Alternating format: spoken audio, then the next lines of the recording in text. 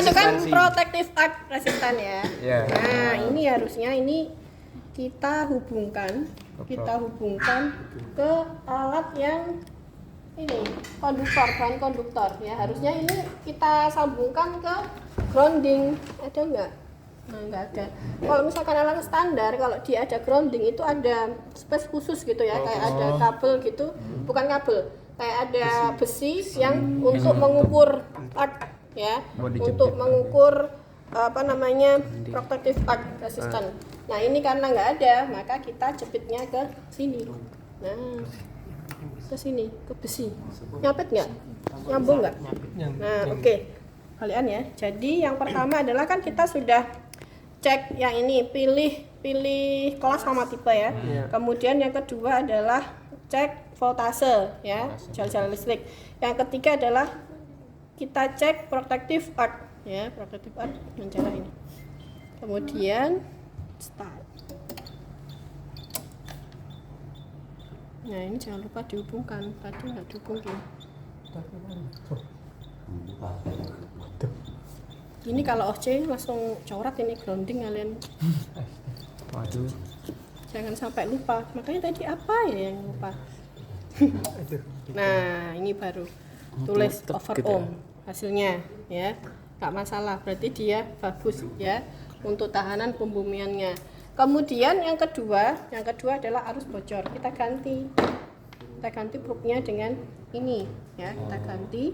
Kemudian yang dipilih adalah yang nomor 5 karena yang kita pilih adalah enclosure ya. Kita cek dia nyetrum apa enggak permukaannya. Kita klik yang nomor 5.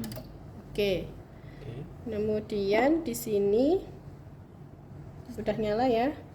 Terus kita cek di sini caranya yang menghantarkan listrik ya. Kita cek berapa sih nilainya gitu ya. Di semua bagiannya, Bu. Nah, ini. Nah, di semua yang menghantar listrik. Nanti yang kita catat adalah nilai arus listrik yang paling tinggi. Nah, ini ada 9 ya kan? Tinggi ya. Kemudian di sini ada 4. Nah, ini harus dicek semuanya karena ini tadi kan ini aja kita pegang nyetrum loh. Berapa paling tinggi tadi? Nah itu nanti yang paling tinggi itu yang dicatat gitu ya, enclosure flat cake. Kemudian yang ketiga terakhir, yang ketiga adalah selungkup ya, tahanan isolasi pada kabel ini. Kita ganti lagi ini tahanan isolasi, kemudian kita capitkan ya, kita capitkan ke sini ya, kita capitkan ke sini, kemudian klik yang tahanan isolasi insulation, terus start.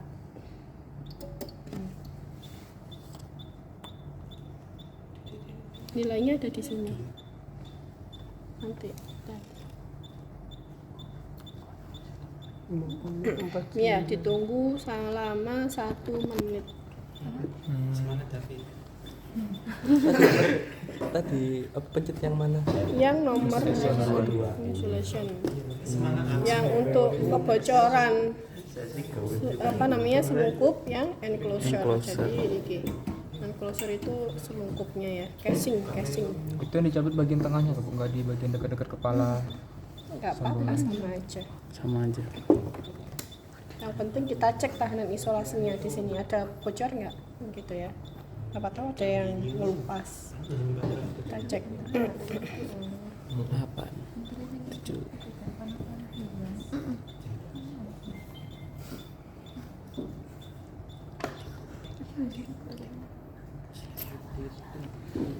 Berapa? 21.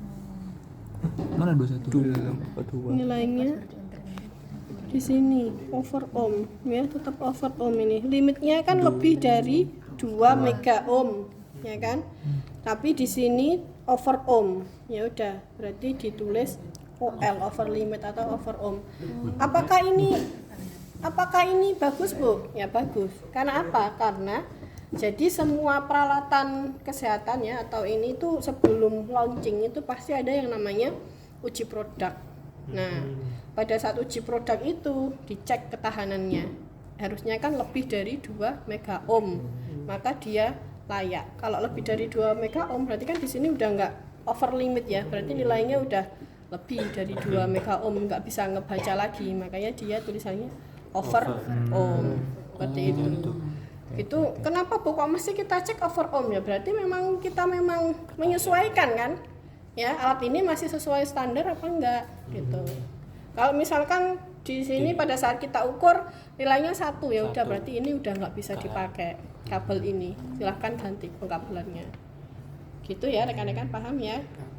Oke, silahkan sekarang berarti jadi minggu depan kalian hanya membuat sampai